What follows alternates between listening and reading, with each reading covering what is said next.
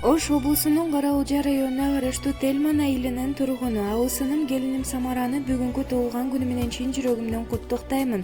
Аккан судай узун болсун өмүрүң, таң нурундай ачык болсун көңүлүң.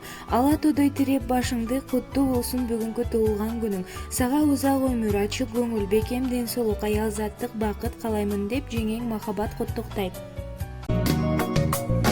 Карек толуп, атенең толуп